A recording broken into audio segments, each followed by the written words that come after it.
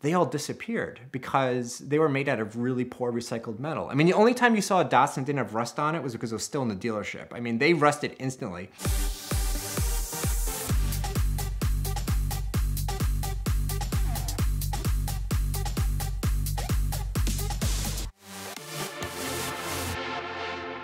In my journey of passion for cars, which really started when I was like 5 years old, 4 or 5 years old, I can remember my parents taking me to a toy store. When you see cars that are models, right, the graphics are so much more impressive. They're so cool and look so exciting. And I couldn't believe we went down this aisle. I'd never seen anything like it before. And it was one of these stores that had a ton of car models. And I was so excited. I'm like, I want one. And my parents were so concerned to explain to me that these cars were in pieces. And it wasn't a toy you could just take out of the box. And they explained it to me, and I was even more excited at this point. Maybe this is the moment I decided to become an engineer, and I was so excited. So there was this one yellow 1978 Camaro Z28, and I bought it. And I built this car, and that's when it really cemented my love of working on cars. The car that I set my sights on that I was gonna buy was a 1970s Datsun 280Z. And this is in the 80s, so they were already like 10 years old at that point. So within reach for ones that weren't cared for well. And I started really regularly hunting them down at the age of like 14, 15. Like, I had to have people give me rides because these poor people who were selling these cars, I'd make an appointment to go see it and they see this like 14-year-old show up. People would usually kind of, appease and be like, oh yeah, show it to me, whatever. But I was all the time planning, getting to know the market, what added value, what took away value. So I remember the first one I got, I bought it for I think like $400. It was so rusty. Like it was the kind of car that when I worked on it, just from banging it around, there'd be piles of rust in different areas, and I put it in my parents' garage and I started working on that car and I fell in love with them. During my teen years, high school years, I had 3 of them. My parents could no longer like park in their driveway. I always had one in the garage. And I kind of even at that point had to sneak cars home. I bought some others, other types of cars. I had a 71 Satellite Sebring that we dropped a 440 in, like no exhaust, sound like an airplane taking off in the neighborhood. But my relationship with my parents at that point where they would on Saturday be like, is somebody staying over? Who's staying over? And I was like, what are you talking about? No, they're like, there's that car. I'm like, oh, I bought that last night, sorry, And they would always be these cheap cars that I had to do work on. But I loved it. And I loved working on these cars with my friends. And it just was our way of just being, right? Those are the best weekends I can remember when it was a fall day, leaves are blowing around. And we're just spending all day working on the cars. It goes all through Saturday night. We never sleep. We get donuts in the morning and just keep going. And it was romantic then, and it's even more romantic now when I think about it. So one of those friends is still my best friend. And our lives have followed wonderful paths. We've been lucky to be near each other within driving distance for most of our lives. We both had 2 kids that are basically almost exactly the same ages. Our firstborns are 6 months apart. And so we planned it a little bit. We kept that in mind as, obviously there are other people involved, like our wives, but we did consider, what they wanted as well to some degree. But this way we could always vacation together, and it's the same kind of entertainment stuff, same age group. This is probably about 3 or 4 years ago. Like most of us car guys do, we go and look on eBay at cars or things like look about something with cars. And I found this 1978 Datsun, same color blue as mine, in LA, and I'm on the East Coast, with less than 30,000 miles on it, real miles.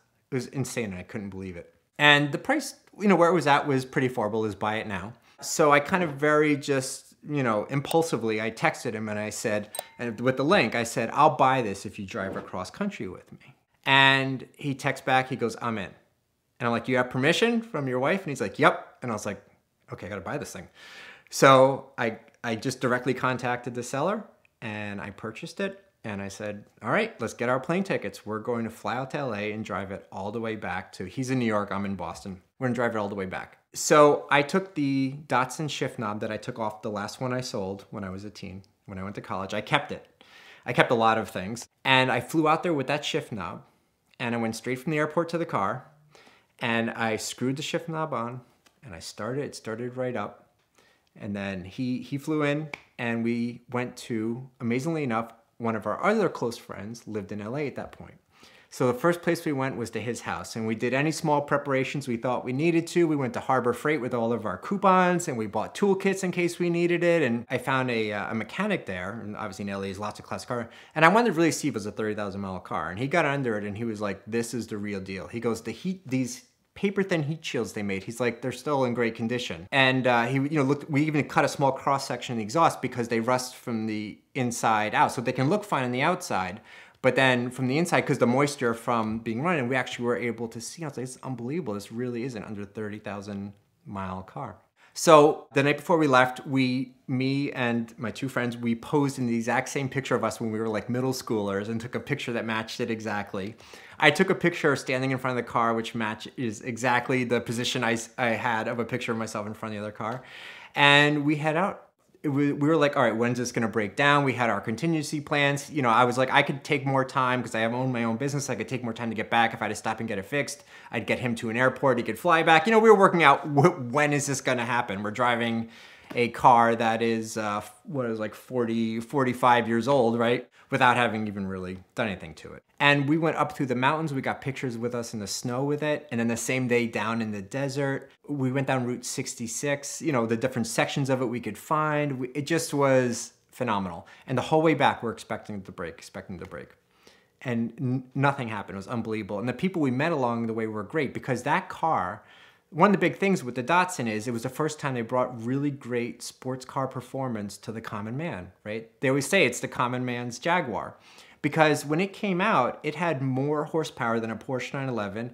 It had the styling of the Jaguar, E-Type, and Ferraris from that era, but it was extremely reliable and extremely affordable. So if you want to meet middle-aged men, you want to pick up middle-aged men anywhere, go drive around in an old Datsun. You can't even get out of a gas station with, oh my God, this is the car where I met my wife. We'd go out riding in it. It was fantastic. I mean, so here we are, two Northeasterners. We were in Nashville. We did a great time in Nashville. And there was one point where I pulled it out and I was leaving a parking lot and somebody would talk to me. We're like, what the hell? We got time. So I just left it like in the parking lot exit, almost like it was like a little one-car Cars and Coffee. And people kept coming up and talked to us. We were there forever to where we took pictures of it, basically blocking. It ended up becoming this little ridiculous car show. And the thing with that car too, in addition to people loving it, they all disappeared because they were made out of really poor recycled metal. I mean, the only time you saw a Datsun didn't have rust on it was because it was still in the dealership. I mean, they rusted instantly. So they've all disappeared. So it's a really rare sight. And it's not a car people intended to preserve, like a Ferrari or a Porsche or something. So they're gone. So there's really a lot, we really enjoyed this kind of strange connection we had with the whole country. This like one thing we all, maybe we're a divided nation, but here's one thing we can all agree upon. Datsuns are awesome. All the way across the country. And we made it all the way back. We had a lot of friends who followed us like in our Facebook and other things, as we were just posting on it. And they were so excited about it. And it was kind of this like really amazing, great experience. And it's so cool to have a car that has an old story in a way, because we have these cars that have stories, right? This is the car I brought home that was a rust bucket and $300. Well, you've sold that car.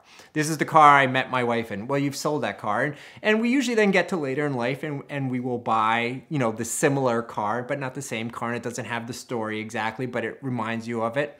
But I was able to get one and buy one, and it showed up at my house with a story with my close friends from a time period. So it's kind of a rare opportunity to be able to have a car from your childhood, but this one does have a story that goes directly to it. So I still have that car, and of course there's periods in life where my wife wants to know why we have 6 cars and only 2 drivers in the house, and but this is one I will never sell because you can't get that story back.